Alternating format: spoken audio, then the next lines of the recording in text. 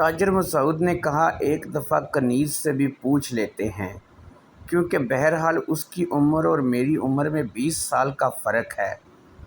یوسف نے کہا یہ تو بہت ضروری ہے، بے شک وہ کنیز ہے مگر اس کا بھی دل ہے، وہ بھی ایک انسان ہی ہے، اس لیے اس کی مرضی معلوم کرنا سب سے زیادہ ضروری ہے۔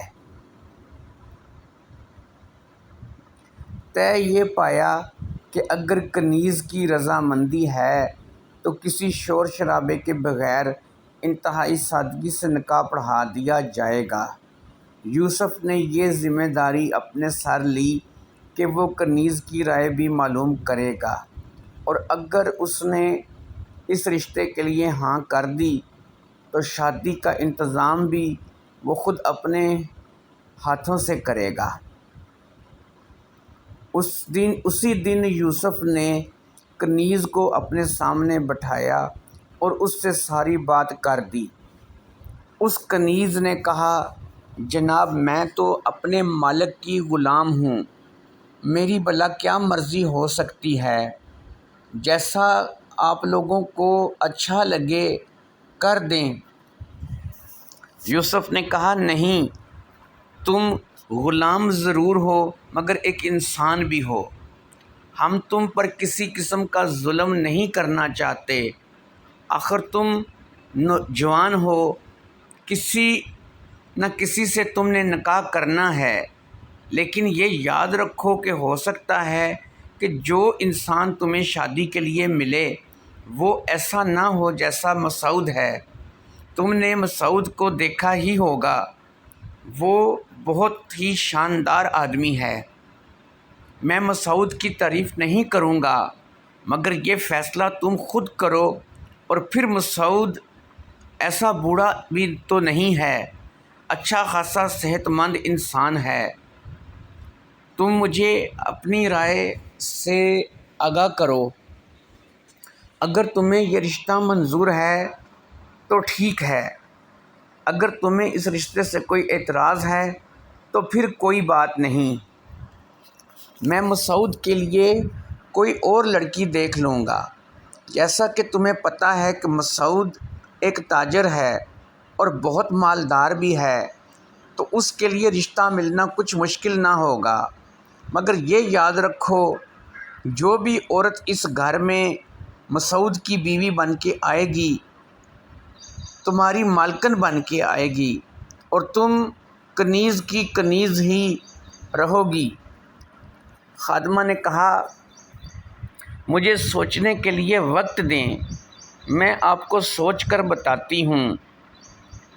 یوسف وہاں سے چلا گیا۔ اب وہ خادمہ اپنی جگہ سوچنے لگی۔ سوچنا کیا تھا، بس سوچنے کی اداکاری تھی، دل میں لڈو پھوٹ رہے تھے۔ غلامی کی زندگی سے نکل کر ایک دم عیش و عشرت کی زندگی، اس نے تو کبھی سوچا بھی نہیں تھا کہ جو انسان اسے اپنی خدمت کے لیے خریدے گا وہ اس سے شادی کر کے اس کا گھر بسا دے گا۔ اس بات کا اچھی طرح سے اسے پتہ تھا کہ وہ کسی سے بھی شادی کرے مگر وہ تاجر کی طرح مالدار نہیں ہوگا، اور ہو سکتا ہے کہ وہ تاجر کی طرح اچھا انسان بھی نہ ہو۔ اسے تاجر کے مال میں دلچسپی نہیں تھی مگر وہ یہ جانتی تھی تاجر ایک اچھا انسان ہے۔ وہ جب سے یہاں آئی تھی اس کے ساتھ اس گھر میں کوئی ایسا سلوک نہیں کیا گیا تھا جو عمومی طور پر غلاموں اور کنیزوں کے ساتھ لوگ کرتے ہیں، اس لیے اس رشتے سے وہ دل ہی دل میں خوش تھی۔ تاجر جیسے صحت مند اور تندرست تھا، اس میں کسی قسم کا کوئی عیب بھی نہیں تھا، نہ ہی وہ کوئی نشہ کرتا تھا اور نہ ہی کسی سے جھگڑا کرتا تھا، تو اس سے اچھا رشتہ اس کے لیے کیا ہو سکتا تھا۔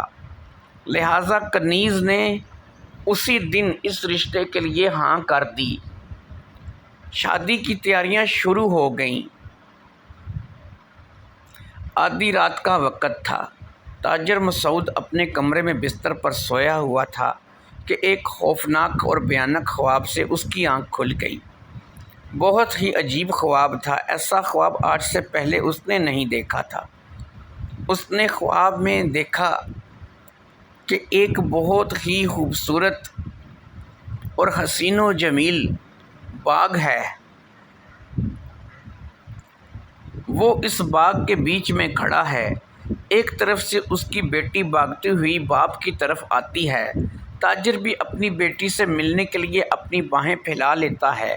وہ ننھی سی گڑیا اپنے باپ کے سینے سے لگ جاتی ہے۔ پھر ایک دم سے تاجر اپنے ہاتھ میں چھری دیکھتا ہے اور پھر دوسرے ہی لمحے چھری سے اس بچی کی گردن کاٹ دیتا ہے۔